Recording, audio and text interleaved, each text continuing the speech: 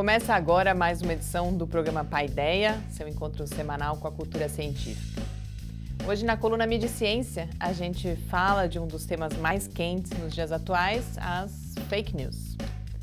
E na entrevista, o nosso convidado é o professor Cláudio Shinji-Kiminami, do Departamento de Engenharia de Materiais da UFSCar, com quem a gente conversa sobre as suas pesquisas para o desenvolvimento de novos materiais e também sobre o momento atual da ciência brasileira. Fique com a gente.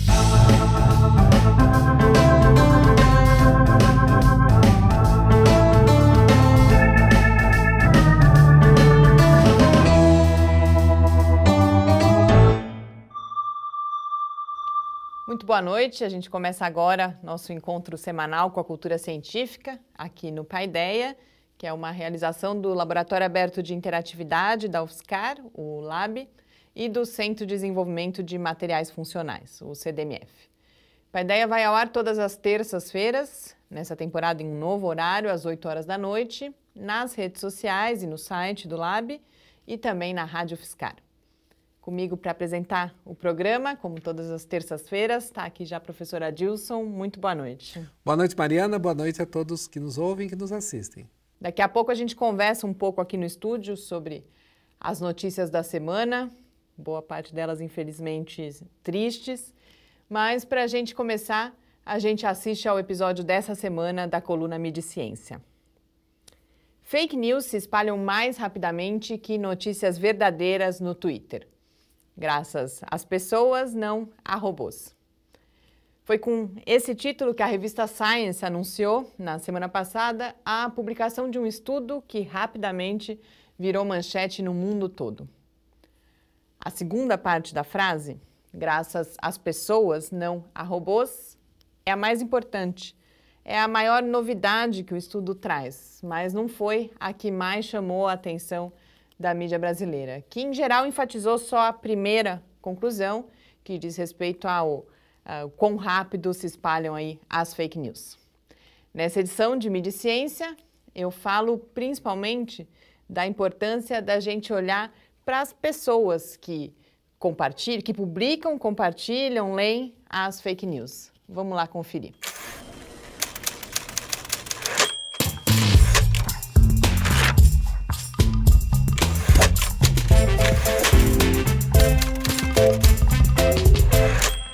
As fake news são a bola da vez. Desde pelo menos o começo do ano é difícil a gente ler o jornal sem topar com o tema.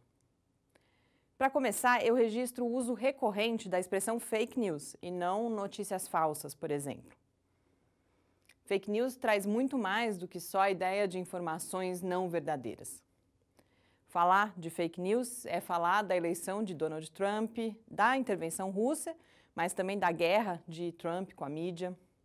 É falar do poder e dos impactos das redes sociais e de outras tecnologias, bem como da crise da mídia tradicional e da identificação por essa mídia de uma janela de oportunidade para recuperar a sua relevância.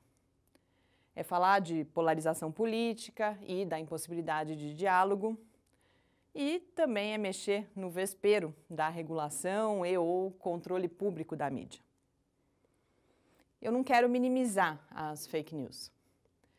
Acontece que essa cruzada contra elas, particularmente das grandes empresas jornalísticas, me parece um risco de uma cortina de fumaça que dificulte ainda mais a compreensão de uma complexidade a qual, se a gente tivesse prestado mais atenção antes, talvez a gente estivesse melhor preparado ou nem tivesse chegado às fake news.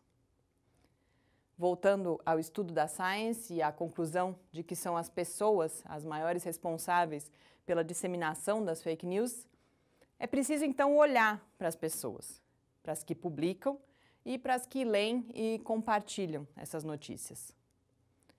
E a gente precisa fazer isso indo muito além da solução fácil, teoricamente, ainda que não seja fácil na prática, mas a gente precisa ir além dessa solução de checagem de notícias, de classificação do mundo em verdadeiro ou falso.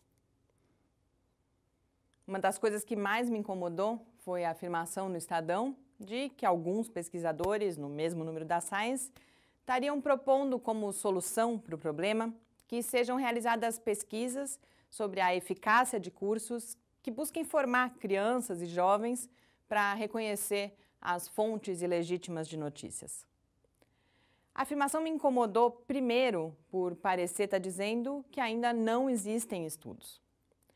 E também por se restringir mais uma vez ao dualismo entre fontes boas ou más. Uma simplificação que é exacerbada no infográfico do Estadão, com dicas de como identificar uma notícia falsa. Mas lendo o texto original, eu verifiquei que o posicionamento é bem mais complexo do que isso e vale a pena ler. Eles propõem, entre outras coisas, a formação e o empoderamento para que as pessoas possam avaliar a qualidade das fontes de informação. E nesse tempo que me resta aqui, eu destaco justamente essa ideia de avaliação da qualidade das fontes de informação, em oposição a clicar nos quadradinhos do verdadeiro ou do falso.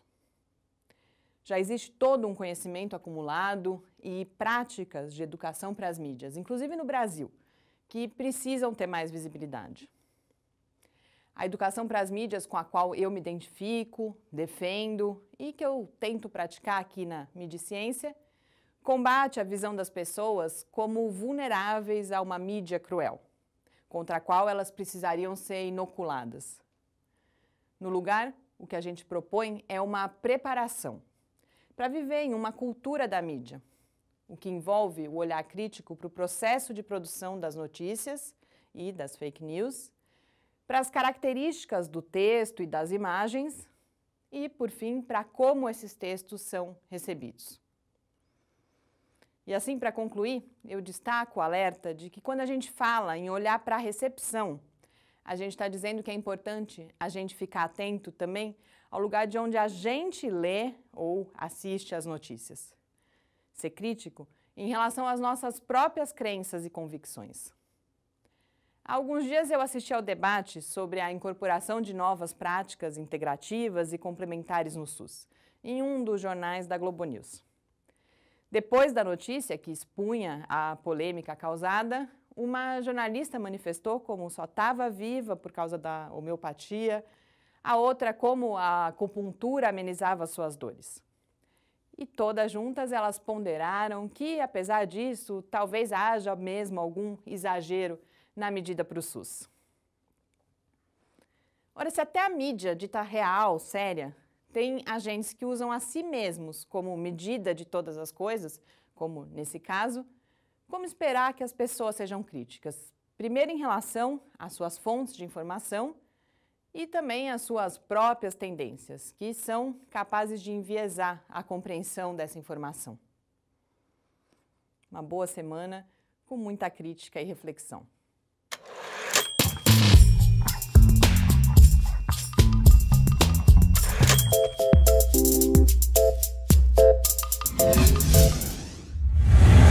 Estamos de volta aqui no Paideia. Fazia tempo que eu esperava essa oportunidade de falar de fake news na coluna, principalmente porque eu falo também da educação para as mídias, que me incomodava. A gente realmente todo dia, hoje mesmo, por exemplo, eu já vi, tem notícia sobre fake news, tá? Esse auê todo, inclusive por causa da proximidade das eleições aqui no Brasil e o impacto que as fake news tiveram nas eleições nos Estados Unidos. E eu acho que isso realmente deixa de lado uma discussão que é fundamental, que é a formação para lidar com a mídia e com as notícias e com as redes sociais como um todo. Mas a gente tem várias notícias para comentar aqui hoje, a coluna lá no site está com vários links, eu recomendo, tem muito material de boa qualidade lá para entender melhor essa história. E eu queria começar com uma boa notícia, depois a gente infelizmente tem aí duas más notícias, duas notícias tristes de certa forma, mas a gente recebeu uma boa notícia que eu queria compartilhar aqui, professor Edgar Zanotto, que é professor do Departamento de Engenharia de Materiais aqui da UFSCar, compartilhou com a gente uma estatística bastante interessante. O professor Zanotto, ele coordena o LAMAV, que é o Laboratório de Materiais Vítreos aqui na UFSCar, e o CERTEV, que é um dos CEPIDs da FAPESP, que também trabalha na área de vidros, e é editor, junto com dois pesquisadores dos Estados Unidos, de um dos principais periódicos do mundo nessa área, que é o Journal de sólidos não cristalinos, em inglês, que é publicado desde 1968 pela editora Elsevier, que é uma das maiores, né, ou a maior de periódicos científicos. E esse periódico, a cada 3 meses, faz um ranking dos artigos que são, dos 25 artigos que são mais baixados, entre todos que já foram publicados desde 1968. E no último levantamento, o feito agora em março, o LAMAV, pesquisadores vinculados de alguma forma ao LAMAV, ou ainda atuantes no laboratório, ou que foram formados ou estão em formação no laboratório, são autores de 4 dos 11 artigos que foram mais baixados, inclusive do artigo mais baixado. Então, eles ficaram com a primeira posição, com um artigo que é de autoria do professor Zanotto e que também foi destacado de uma outra forma pela revista, um highlight, né, um artigo realmente excepcional. Mas eles ficaram com o primeiro, o sexto, o 10º e o 11º lugar entre os artigos mais baixados, entre 25.700 artigos, que é o total que existe na base. Então, isso mostra, sem dúvida, a visibilidade do trabalho que é realizado, visibilidade internacional, inclusive do trabalho que é realizado aqui no LAMAV e no CERTEV, né? Não, sem dúvida. O professor Zanotto teve a oportunidade de estar aqui no Paideia algumas edições atrás, né? E falou um pouco desse trabalho dele, que sem dúvida é um trabalho que vai desde a pesquisa fundamental sobre essa questão dos vidros até a parte aplicada dos vidros, que está tão presente no nosso dia a dia. E sem dúvidas é um centro de excelência nessa área, é referência no Brasil e referência internacional sobre esse assunto, e a revista dá mais um atestado da competência desse grupo de pesquisa em que a gente deixa os parabéns aí por ter toda essa dedicação. Uma história de vida do professor, são quase 40 anos trabalhando só com esse tema, desde que ele era, como ele nos contou aqui, estudante de graduação aqui da UFSCar há muito tempo, e hoje ele é um dos principais pesquisadores da universidade. Deixo também meus parabéns aí ao professor Zanotto e a toda a equipe do LAMAV e do CERTEV. Mas, infelizmente, a gente tem uma outra notícia para a ciência brasileira. Então, a gente vê que a gente tem esses centros de excelência, mas que atualmente a pesquisa brasileira ela é tratada muitas vezes não com a devida atenção. E a gente teve uma notícia que já era, de certa forma, uma tragédia anunciada. A gente falou muito aqui no Paideia, particularmente quando a gente estava só na rádio ainda, mas o ESO, o Observatório Europeu do Sul, que é um consórcio aí de países que gerencia e opera e está construindo os maiores telescópios, né? O principal parque aí, um dos principais parques de telescópios que a gente tem, anunciou finalmente, depois de uma novela de 8 anos, o desligamento, de certa forma, ou a suspensão, eles chamam de suspensão temporária, da participação do Brasil no consórcio. Porque só recuperando, quem não acompanhou essa história, há 8 anos, lá em 2010, no final de 2010, foi assinado esse acordo que previa, de um lado, um investimento brasileiro, que no total era de cerca de R$1 bilhão até 2021, isso seria parcelado, tinha um certo desconto, e, em contrapartida, os astrônomos brasileiros teriam aí livre acesso, né, aos equipamentos do ESO, e também as empresas brasileiras, as empreiteiras, poderiam participar das licitações para a construção, porque tem uma grande parte ali de obras de engenharia civil também, tanto de acesso aos telescópios que ficam no Chile, quanto de infraestrutura, tudo que tem que ser construído em volta desses equipamentos. Mas esse acordo nunca foi ratificado, nunca foi efetivamente implantado, e agora o ESO cansou, falou que enquanto a gente não resolver esse imbróglio, não tem mais brincadeira. A partir de 1º de abril, que, como destaca o Salvador Nogueira no Mensageiro Sideral, é, de certa forma, uma data emblemática aí para algo que realmente foi uma grande lorota até agora, né? Então, eu tive a oportunidade de visitar o ESO em 2013, justamente no âmbito desse acordo. O Brasil estava assinando, tal, na época eu estava à frente à vice-reitoria da UFSCar, eu fui justamente representando a UFSCar a convite do ESO e tive a oportunidade de conhecer o laboratório atual, né, e esse outro que eles estão pretendendo, começaram a construir. De fato, o ESO é um lugar único para fazer esse desenvolvimento na área da pesquisa da astrofísica, que infelizmente os pesquisadores brasileiros vão ter pouco acesso agora, né? embora havia uma porcentagem do tempo que seria para o Brasil, não era uma porcentagem grande, era algo em torno de 8 ou 10% do tempo útil. Mas como lá é o melhor lugar de observação do mundo, isso significa algumas semanas durante o ano, que faz muita diferença para esse trabalho. Havia uma crítica da própria comunidade científica brasileira sobre esse acordo, porque nós estamos falando de R$1 bilhão investido nisso, num país que nós estamos com uma verba muito escassa para pesquisa. Naquele momento, 2010, era o contrário, o Brasil estava investindo muito intensamente na área de educação, na área de ciência, o Ministério tinha crescido e permitia a gente alçar esses voos mais altos. Mas na atual conjuntura, realmente ficou uma coisa insustentável, né? Uma parte da crítica que acontecia da comunidade brasileira é porque o tamanho da comunidade de astrônomos no Brasil, que é uma comunidade científica de alto nível, de bastante publicações e resultados importantes, mas é pequena em termos comparado com outras áreas e outras comunidades. Que disputam esse mesmo recurso. Disputam esse mesmo recurso, mesmo espaço. A comparação maior é feita com o próprio Sirius, né, que é o projeto que agora em junho eles vão fazer uma inauguração do prédio, né? Ainda no governo Temer, para dizer que inaugurou pelo menos o prédio, mas vai levar ainda 2 anos para eles porem para operar o novo acelerador para poder gerar luz simples e fazer pesquisas, né? Que é também um projeto de R$1 bilhão, mais ou menos, mas é feito no Brasil, desenvolve aqui no Brasil, é aplicado todo no Brasil e tem uma comunidade muito grande, né? Milhares de pesquisadores atuam. Então, é claro, o Brasil está perdendo uma chance de não só trabalhar na pesquisa astronômica, mas também trabalhar na construção desse projeto.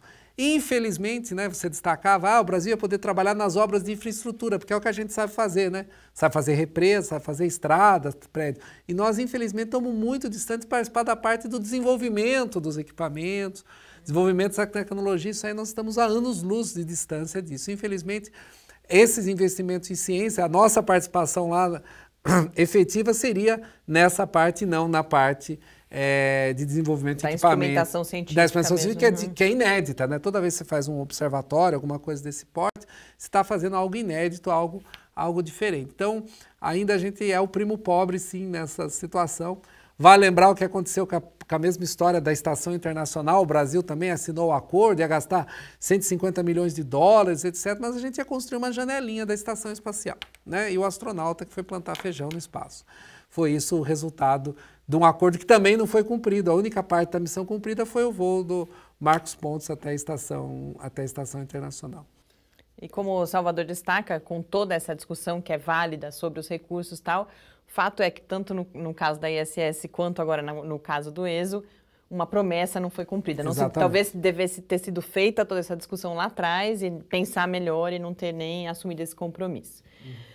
O tempo está acabando aqui, daqui a pouco a gente recebe o professor Cláudio, mas a gente não poderia deixar de registrar o que aconteceu essa semana, que foi o falecimento no dia 14, essa semana que a gente está gravando, né? Já a semana passada, a hora que a gente está conversando com vocês no Paideia, mas no dia 14 o falecimento do físico Stephen Hawking, que é aí uma figura importantíssima não só para a física, mas para o pensamento aí nos últimos 70 anos, né? Ele morreu com 76 anos. Isso.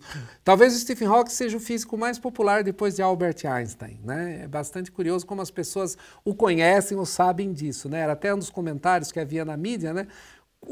Um jornalista da BBC comentava, né, como que ele era popular aqui no Brasil, foi destaque, etc. Justamente, talvez, pela sua obra de divulgação científica, Uma Breve História do Tempo, e depois O Universo na Casca de Nós, entre outros livros que ele escreveu, que tiveram muito impacto, né, foram best-sellers mundiais. Uma Breve História do Tempo parece-me que vendeu 10 milhões de cópias, né? Então, isso para um livro de divulgação é realmente algo fora do normal. E a própria figura da pessoa, né, ele com aquele problema da esclerose que ele tinha lá, que era uma dificuldade física muito grande, chocava as pessoas. Alguém com uma dificuldade tão grande mantinha um bom humor, que ele era sempre muito bem-humorado, e ao mesmo tempo uma capacidade de produção, de trabalho, né, único, né? Pensamento, pensando sobre buracos negros e origem do universo, né? A área que ele trabalhava, né, que envolvia exatamente essa questão da cosmologia quântica. É uma perda muito grande, né, para a ciência, como todo cientista importante. Não ganhou o prêmio Nobel, né, porque nunca foi descoberta a radiação de Hawking, que essa seria a maior contribuição dele, a radiação que os buracos negros eventualmente emitiriam. Se tivesse descoberto, com certeza ele teria ganhado o Prêmio Nobel de Física. Mas ele que viveu tão além do que era previsto, Sim. né? Permanece, sem dúvida, aí na memória de todos e nesse conhecimento todo que ele produziu e no pensamento que ele suscitou as reflexões ao longo da sua vida. E agora, para a gente encerrar esse primeiro bloco do programa, a gente acompanha mais um episódio do Clique Ciência, hoje com a professora Débora Burini, do Departamento de Artes e Comunicação da UFSCar, que fala de um projeto de extensão e de pesquisa que ela desenvolveu em parceria com o Departamento de Gerontologia aqui da UFSCar. Em seguida, a gente volta para a entrevista com Cláudio Kiminami, que é professor titular do Departamento de Engenharia de Materiais da UFSCar. Até já! Olá, meu nome é Débora, eu sou professora no Departamento de Artes e Comunicação, na graduação em Imagem e Som. O projeto Luz, Câmera, a Melhor Idade em Ação foi uma ideia, né, que surgiu a partir da observação de pessoas que estão envelhecendo, principalmente aquelas que estão em torno da gente, né, então familiares inicialmente, e a vontade de associar o envelhecimento com o contar histórias, né? Geralmente esse universo das histórias orais está muito ligado ao universo do envelhecimento. Então, como que a gente poderia resgatar e trazer para a geração mais nova, né, todo aquele ensinamento que os causos populares eles trazem no imaginário popular? A ideia do projeto é alinhar aquilo que seria o trabalho da Geronto com um trabalho documental, né, feito a partir dos causos, na verdade, que são as histórias orais contadas por esses idosos. O projeto, na realidade, ele busca uma aproximação com esses idosos, né, com esses atores sociais ligados à cidade ou uma região e que eles possam trazer para a população tudo aquilo que tem na história daquela cidade, do ponto de vista da cultura, né, do resgate dessa cultura e principalmente mexer com o universo imaginário e da memória do próprio idoso.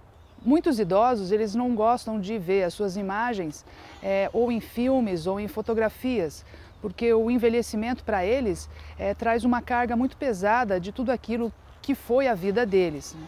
Então, quando você aproxima esse idoso do universo de realizar conteúdos audiovisuais como esses documentários, você mexe com a autoestima deles, né? Você faz com que esses idosos eles consigam resgatar nas memórias, né, histórias interessantes. Esses causos, muitas vezes, cada idoso conta um causo de uma maneira diferente e essa construção da narrativa dos causos, quando ela é registrada do ponto de vista imagético, ele traz um conteúdo muito rico, tanto para o pessoal que lida com os idosos, quanto para quem produz esses conteúdos. Ao longo desses anos, né, o projeto ele iniciou em 2012, nós já realizamos vários documentários, são 6 documentários, iniciamos com os causos populares que existem aqui na região, um deles é bem famoso, que é o caso da moça que dançou com o diabo, uma lenda urbana, um outro que é o fantasma do bonde. São Carlos tinha bondes, né? Então existem muitas histórias dentro desse universo do bonde. As histórias também do futebol, então São Carlos teve um jogo de futebol que era do Bandeirantes contra o Santos Futebol Clube e o Pelé veio jogar aqui. E esse jogo do Santos, então, ele foi um marco, vamos dizer assim, na história de São Carlos, né? E isso está muito no imaginário desses homens que, de alguma maneira, estavam ligados ao esporte e ao futebol.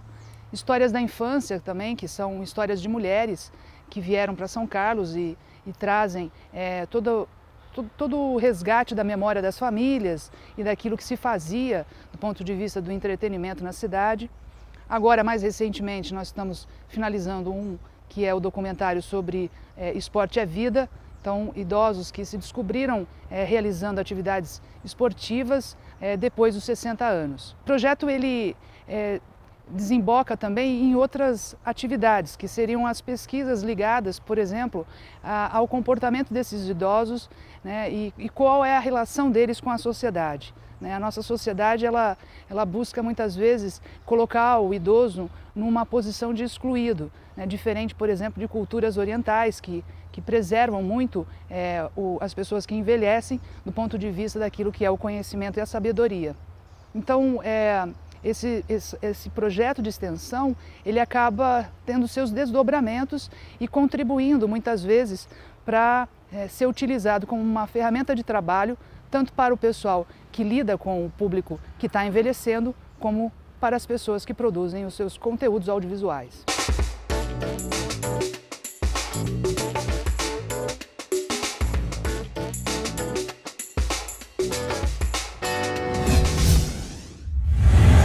Estamos de volta aqui no Paideia. Hoje na entrevista eu converso com Cláudio Kiminami, que é professor titular do Departamento de Engenharia de Materiais da UFSCar e já está conosco aqui no estúdio. Cláudio Shinji Kiminami é coordenador do Laboratório de Atomização e Revestimento, pesquisador 1A do CNPq e foi pró-reitor de pesquisa da UFSCar na gestão 2008-2012. Cláudio, é uma satisfação para a gente recebê-lo aqui hoje, para a gente conversar aqui no Paideia sobre o seu trabalho. Muito obrigada por ter aceito o nosso convite. Eu que agradeço o honroso convite da Mariana e do Adilson para a gente conversar um pouquinho.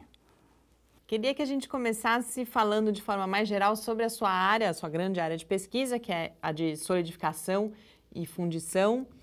Quais são as grandes questões, que tipo de pesquisa é realizada, quais são os objetivos, as características aí que definem, então, essa área especificamente dentro da engenharia de materiais?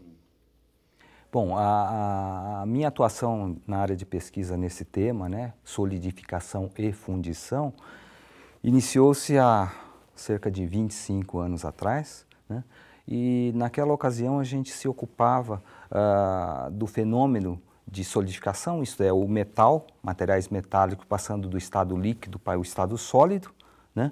E em termos tecnológicos, isso seria mais fundamental, mas em termos tecnológicos seria a fundição, que é um dos processos bastante usado pela indústria, né, na produção de peças, equipamentos metálicos, né? Isso foi há 25 anos atrás, né? E essa linha de pesquisa, o grupo cresceu bastante e foi também desenvolvendo na temática, né? E hoje, então, há 20 anos atrás, iniciou-se a formação de um grupo muito sólido, né? E o nosso foco foi mais no sentido de uma solidificação mais especializada, que é a solidificação onde o metal líquido é resfriado muito rapidamente, né?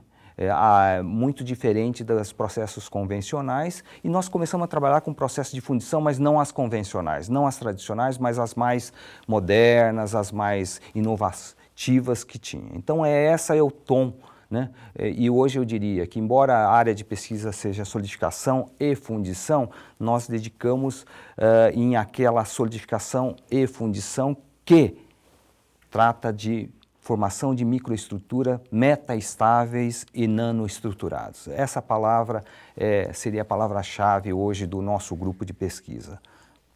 Só para talvez as pessoas entenderem um pouco desse tema, a gente tem metais, ligas o tempo todo no nosso dia a dia, né? As pessoas muitas vezes não pensam que ali, para você ter uma liga que nem o aço, né? São inúmeros elementos que são colocados, né? E o seu trabalho, ele envolve exatamente em desenvolver processos que talvez esses mesmos metais geram outras estruturas, outras propriedades que podem ter outras aplicações. Tem alguma, talvez, aplicação assim específica disso que poderia indicar?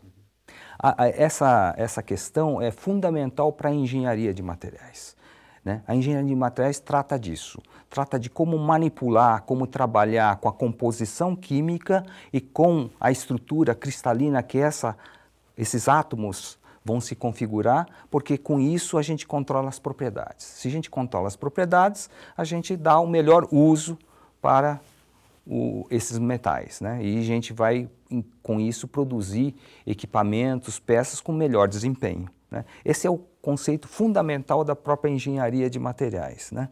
Então, é isso que nós fazemos. Nós trabalhamos com manipulação da composição química e manipulamos com o processo. Nesse caso, de como o metal no estado líquido solidifica. E com isso nós obtemos estruturas totalmente diferenciadas das convencionais, né? Por exemplo, a estrutura cristalina que tem dimensões nano, né? Isso traz uma novidade em termos de propriedades. Nós alcançamos propriedades, por exemplo, mecânicas em certas ligas que antes não eram possíveis de serem alcançados. Por exemplo, cerca de 3 vezes mais um aço, na família dos aços, um aço com 3 vezes mais dureza do que os convencionais, né? Isso traz uma revolução tecnológica bastante importante. Eu queria voltar um pouco para trás, a gente vai aos poucos se aprofundando em cada uma dessas palavras que você falou aí, mas eu queria começar pelos materiais metálicos. Por que o trabalho com os metais? Como se deu, de certa forma, essa escolha e quais são as especificidades, né? O que é próprio dessa área dentro da engenharia de materiais, que é o trabalho com os materiais metálicos? Isso me leva à época da graduação, né? Porque o nosso curso de engenharia de materiais, a gente na graduação tem 3 ênfases: metais, polímeros e cerâmicos, né? E quando estudante lá nos anos 70, né, a área de metais me chamou muita atenção. E naquela época a siderurgia era uma economia muito importante para o país, né? As grandes siderúrgicas, a produção de aço era muito importante. Isso me chamou a atenção e inclusive no estágio que eu fiz, passei 6 meses dentro da Companhia Siderúrgica Nacional, naquela época com esse nome, em Volta Redonda, né? E aí eu me apaixonei por essa família de materiais chamados metálicos, né? E desde lá então, na própria carreira, formação acadêmica, foi se desenrolando nessa área, na vertente de metais. Mas sempre não dá para a gente, como pesquisador de uma área de materiais, não tratar de outros materiais conjuntamente. Isso tem, então, como engenheiro de materiais, eu não sou um engenheiro de metais. Eu sou também um engenheiro de materiais que entende de cerâmica e polímeros. E nosso desenvolvimento na pesquisa, certamente, em vários momentos, envolve também o conhecimento das outras classes de materiais, né? E o que os metais têm de... Por que eles são diferentes dos polímeros e das cerâmicas?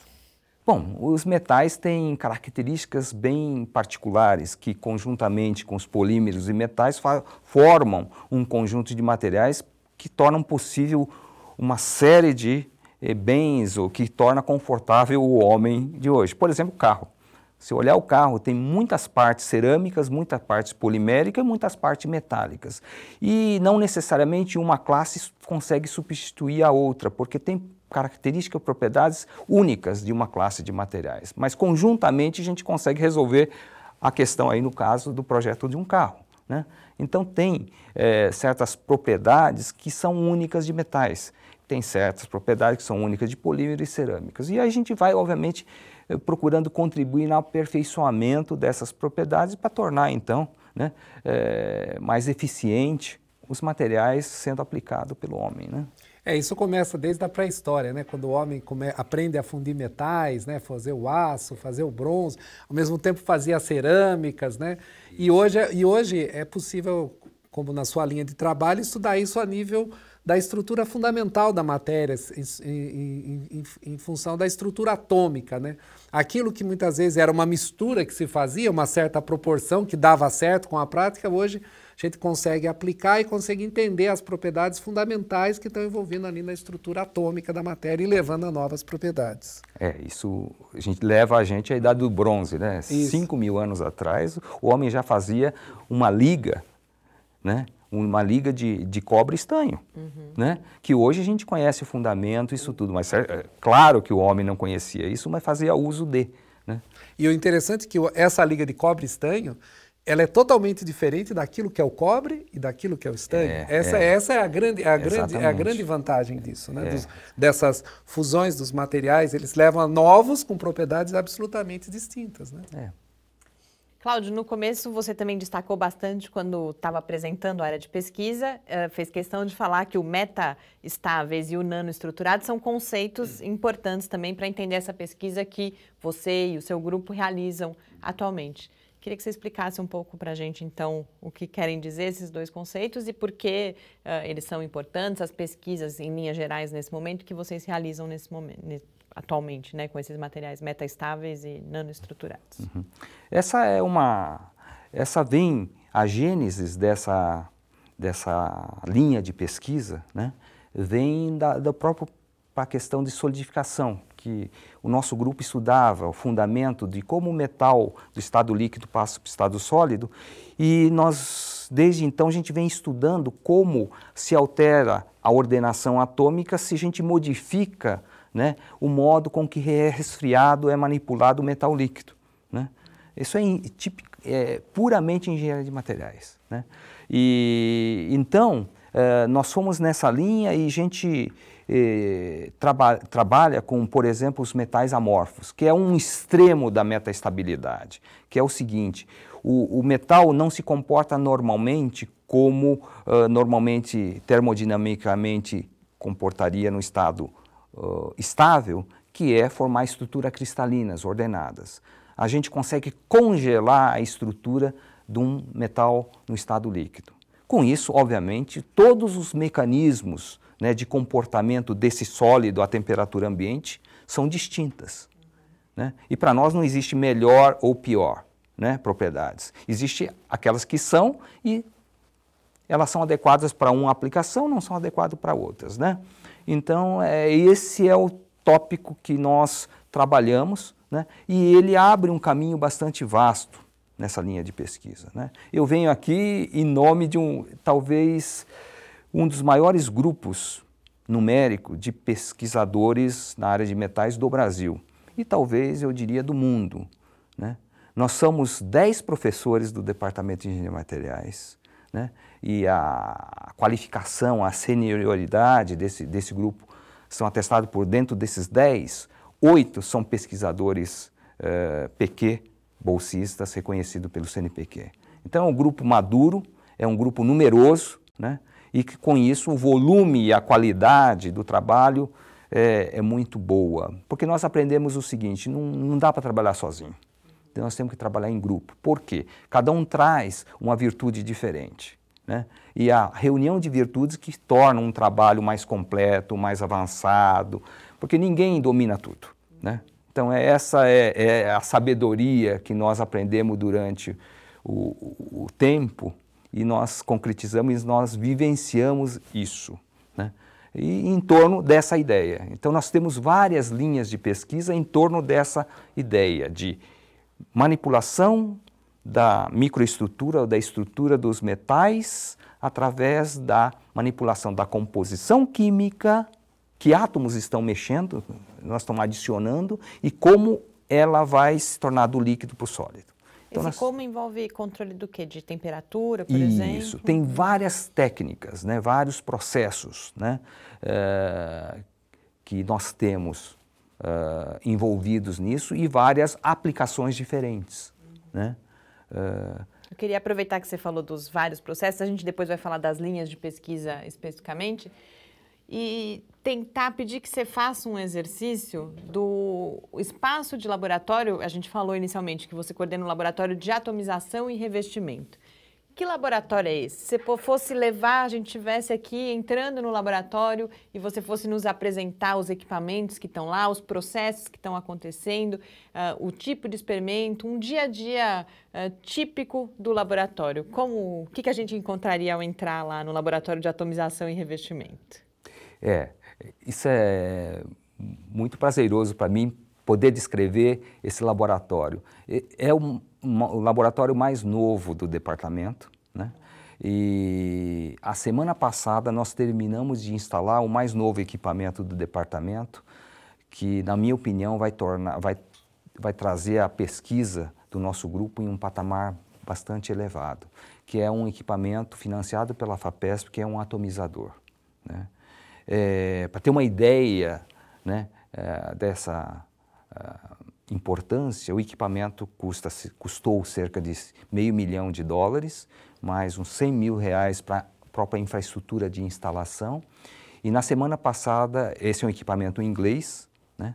E a equipe inglesa esteve aqui e montou o equipamento, treinou nosso pessoal e o equipamento está funcionando. Então, adentrando ao nosso laboratório de atomização e revestimento, nós vamos ver um equipamento de cerca de 5 metros de altura, né?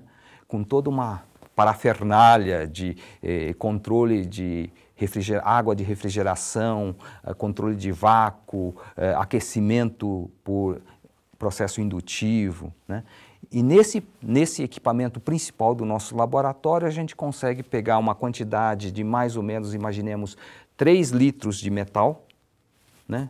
Ele fundia esse metal em atmosfera inerte, consequentemente nós não teríamos problemas de oxidação ou contaminação. Esse metal líquido é vazado, né? E é jateado um gás inerte, por exemplo, argônio, a uma velocidade de cerca de 2 vezes a velocidade do som. Consequentemente, esse metal, esses 3 litros de metal vão virar um pequeno pó muito fino, em tamanho médio mais ou menos de 40 microns, esféricos, bem esféricos e, consequentemente, pela sua dimensão, ela é solidificado com uma taxa de resfriamento muito rápido, né? Cerca de 100 mil graus por segundo, né? Isso traz, então, a formação não só desse produto que é em pó, né? E tem várias utilizações, essa matéria-prima pó, e com uma microestrutura totalmente diferenciada daquelas que se tivesse solidificado ou produzido de uma maneira tradicional, né? Esse equipamento que nosso laboratório tem é o segundo do país. O IPT tem um equipamento, mas é uma versão bastante antiga, de mais de 15 anos, nós compramos uma mais moderna, né? E isso vai nos propiciar, então, a produção de ligas, desde a liga de base de ferro, de níquel, que tem altíssima temperatura de fusão, como, por exemplo, ligas à base de alumínio, que tem baixa temperatura de fusão, né? Então, se nós adentrarmos por isso, no nosso laboratório, a gente vai ver cerca de 5, 6 pessoas, né? Animadíssimos, cada um na parte do trabalho, um monitorando uma coisa, outro monitorando outra, outro limpando, enfim, uma equipe trabalhando conjuntamente de um modo bem sincronizado, né? É isso que a equipe, seria o laboratório. Por outro lado, nós temos todo um sistema de tratamento desse pó, porque esse pó precisa ser dividido em faixa de tamanho de partícula, então nós temos um conjunto de peneiras, né, peneiradores, não só mecânicos, como algumas que usam ultrassom, porque nós estamos trabalhando com partículas muito pequenas, então essas peneiras normais mecânicas não vão peneirar essa partículas tão finas, né? E nós vamos ver também um equipamento ao lado, um equipamento que usa arco elétrico para depositar, por exemplo, aí no caso de revestimento, né? Usar esse pó, por exemplo, colocando ela na superfície de um outro metal e através de um arco elétrico, né, fundi-la, esse pó, para incorporar e recobrir essa peça. Consequentemente, essa peça na parte superficial terá as propriedades desse revestimento, né? Que são distintas do metal base que a gente fala da peça, né? E isso pode depositar também em cima de outros materiais que não sendo metálicos? Pode sim, pode sim. Pode ser um revestimento em materiais cerâmicos, por exemplo, né? Pode sim. E essa é uma das linhas de pesquisa bastante importante para o nosso grupo, né? Que é recobrimentos. Né? E o queria que você falasse um pouco dessas, já que a gente começou falando dos revestimentos e dos recobrimentos, que pesquisas são as que estão acontecendo agora, o que elas buscam, né? Quando você põe está pesquisando um recobrimento e aplica esse recobrimento, o que está se buscando? Para uma peça ter um desempenho, por exemplo, imaginemos um tubo, né? Um tubo que vai conduzir o petróleo lá do fundo do mar para a superfície para ser tratado. Esse tubo, né, está, então, através desse tubo está passando o quê? O petróleo, mas junto com o petróleo tem uma série de outras coisas, né? Essas outras coisas, o que vão provocar na superfície interna do tubo? Corrosão e abrasão, né? Então, corrosão seria fenômenos químicos, né, na qual vai degradando essa parte interna do tubo, né? E a própria abrasão, que seria o destacamento mecânico. Por exemplo, vem areia junto. Essa areia serve como um abrasivo, né? E aí a vida útil desse tubo de alto valor, né, não só o valor dela em si, como o valor, o custo da própria instalação, da troca de um tubo desse. Essa é uma realidade bastante atual e brasileira, né? Motivado por isso, por exemplo, o revestimento, nós estamos tratando de alguma coisa que possa revestir essa parte interna do tubo, né, melhorando assim, né, a resistência à corrosão e à abrasão, aumentando assim a vida, né, a vida desses tubos, né. É um projeto bastante importante nosso, é um dos projetos de revestimento bastante importante, cuja matéria-prima, por exemplo, para fazer esse revestimento é o próprio pó, né, pó, que hoje nós temos uma ferramenta, né, da produção dessa matéria-prima fantástica, né? Fui surpreendida, eu estou tão concentrada com a forma como você consegue explicar para a gente algo que eu acho que não é tão simples. Fui surpreendida que nosso tempo está acabando, mas queria abordar uma das outras linhas, são várias, que me chamou a atenção, que foi a de reciclagem de ligas metálicas para uso nobre. Que ligas metálicas são essas? Por que o interesse em reciclá-las e o que significa a gente falar que é para um uso nobre? Bom, essa é uma linha de pesquisa que nos é muito cara, porque ela trata diretamente com a questão da sustentabilidade, né? Né, chegou a hora, né, de todo mundo né, prestar atenção a isso, principalmente nós cientistas, né, estamos focados. Agora, um elemento que não estava tão presente hoje é o prioritário para nossas pesquisas, né? É como a gente pode usar, no caso nosso, os materiais para servir, né, a utilidade do ser humano, mas com o comprometimento do meio ambiente, isso tudo, né? E a reciclagem é muito importante, né? E nós fazemos reciclagem principalmente das ligas de alumínio. Alumínio é uma liga bastante interessante, particular, porque uma grande quantidade de energia, no caso elétrica, é consumida para a sua produção, né? Para a gente pegar a alumina que se encontra na natureza para desmembrar e obter o alumínio, gasta uma quantidade enorme de energia. Tanto que as fábricas, né, que produzem alumínio, metal alumínio, estão localizadas junto às hidroelétricas, porque precisa... Algumas têm suas próprias hidrelétricas. Exatamente.